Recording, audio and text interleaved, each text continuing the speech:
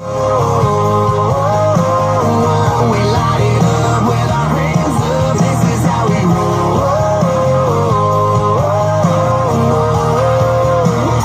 are real questions being raised about whether Donald Trump himself is just a puppet for the Kremlin. You're living in poverty. Your schools are no good. You have no jobs. 58% of your youth is unemployed. What the hell do you have to lose? The countdown to saving America is on. T-minus 77 days till Election Day. Freedom is back in style. Welcome to the revolution. We burning down the night, shooting bullets at the moon, baby. This is how we roll. Sean Hannity. The new Sean Hannity Show. More behind-the-scenes information on breaking news and more bold, inspired solutions for America. All right, glad you're with us. We are in Austin, Texas. Many thanks to our affiliate here, Talk 1370, the right choice. Online, talk1370.com. And we're here for a reason today. And I want to explain it to you. We're going to do what is the equivalent of 2 town halls for television with Donald Trump. And by the way, for you biased, liberal, phony hypocrites at the New York Times, the Washington Post, ABC, NBC, CBS, CNN, and MSNBC, once again, like I did in 2007 and 2008, I'll do your job for you, and then you can criticize me. I love how this works, because you people are lazy, you're thoughtless, you're a bunch of sheep, you're incompetent, and you're totally abusively biased, and you provide a disservice to anybody that is dumb enough to watch or listen or read any of your crap. Just the bottom line. And that's how I really feel. Now, I'm going to tell you something we're doing tonight. One of the biggest issues to now emerge in this campaign is about illegal immigration, the vetting of refugees, taking in refugees from countries that abuse women, kill, in some cases, gays and lesbians, that are bigoted towards Christians and Jews. You can't build a Christian church or a Jewish temple. In other words, countries like Saudi Arabia that give the Clintons up to $25 million for their foundation, another $10 million for their library, and they successfully buy access, and they buy Hillary's silence about how abusive they are to the minorities, the very minorities that she claims that she has a monopoly of compassion for. So we are going to dig deeper into this issue than anybody ever has from any of those news networks that I have mentioned or any of those newspapers that I have mentioned. They're so fixated now on talking about, first of all, Jim Rutenberg, what a dumb article he wrote. It was so stupid. And then Dana Milbank. And then I couldn't believe, I get up this morning, I've been so busy, I didn't even have time to read this crap. And I didn't even see it until I saw Jeff Lord, my friend at the American Spectator, Emmett Terrell's buddy, his response. So I read the response, really before I got to the depths of the article. And it was so Sean Hannity supports Donald Trump. That's basically, and Sean Hannity offers advice. I'm like, wow, okay. And I said in the article that he's his own man. I said, I offer advice to everybody. I'm offering my opinion to any single person that'll listen to me any minute of any day. But they're not focused on an issue like immigration. And why is that? Let me tell you what we're going to do tonight, and I'm not going to do it here. I'm going to do it tonight on TV, and I'm going to do it tomorrow night on TV. I am going to give you all the statistics, all the information about the impact that illegal immigration is having on our country. You've got 2 very distinct views on what we ought to do to deal with illegal immigrants and illegal immigration. You've got Hillary saying we got to not build walls, we need to build bridges. She supports comprehensive immigration reform. She supports amnesty. And she falls into the narrative that anybody that disagrees with her must be discriminating against people that don't respect our laws and sovereignty. Donald Trump, on the other hand, he wants to build a wall. Donald Trump, as it comes to refugees, he wants to build a safe zone in Syria.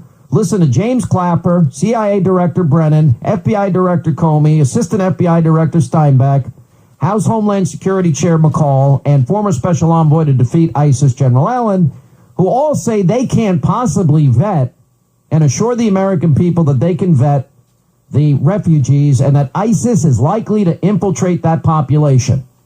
Now, that means Hillary's willing to gamble with your life. Donald Trump says we'll have extreme vetting or they won't get in. I agree with Donald Trump. I agree that we need to build a wall, not a bridge. We already have a bridge pretty much from Mexico all across the border. I've been down there personally a dozen times. We'll even drag up some of the old footage. I'll show you the drug warehouses tonight. We'll show you the tunnels that have been dug. I went into an office building once in San Diego. I've been everywhere from the Rio Grande all across the southern border, I think now 12 times. Went down there for a briefing with Governor Perry. Learned a lot. 642,000 Texans were victims of crime by illegal immigrants in an 8-year period. Has CBS, ABC, NBC, CNN, MSNBC, the New York Times, the Washington Post ever discussed that? I don't think so. So what we're going to do is I'm going to start the show tonight. I hope you tune in right at the top at 10 o'clock Eastern, 9 o'clock here in Austin. And I hope you tune in. Well, then, if we're going to go all the way, well, it's 7 o'clock on the West Coast. All right? I could do my math here. And I'm going to give you the statistics that the rest of the media won't dig into. Now, this is a big story. It's a big debate in the country. It's having a big impact. We're going to give you the crime statistics, murders and rapes and kidnappings and burglaries. And we're going to give you the statistics. How much is it costing you, the American people, the impact financially on this country as it relates to the impact on our educational system? We have to educate illegal immigrants. Those that are on government assistance, how much does that cost us? Our criminal justice system, our healthcare system. Where do you see these numbers tonight? Now, honestly, I would think that if you want to be a capital J journalist, that this might have been something you wanted to do yourself and just tell the American people the truth and the facts. But the bottom line is most of you are sheep. Most of you are lazy. Most of you are part of the incestuous cabal that is D.C., New York, Los Angeles, and San Francisco. And you love to hang out with, the media loves to hang out with the politicians and the politician staffs. And you do this for me, and I'll do this for you. And you leak this to me, and I'll leak this on my paper. And if you leak this to me, I won't say this about your guy. And then let's go out for drinks later. And then let's even go home and make out with each other. Whatever they do. I'm not part of that cabal. I don't know those people. So we're going to bring in tonight, you're going to meet family members who've lost their loved ones. Wow. To illegal immigrants. We're going to have two of them on this program today. And we're going to go over in great detail all of the suffering that has been caused because they don't do their job. For example, Steve Ronnebeck is going to be on with us. His 21-year-old son, Grant, was killed. His son worked at a Quick Mart store overnight.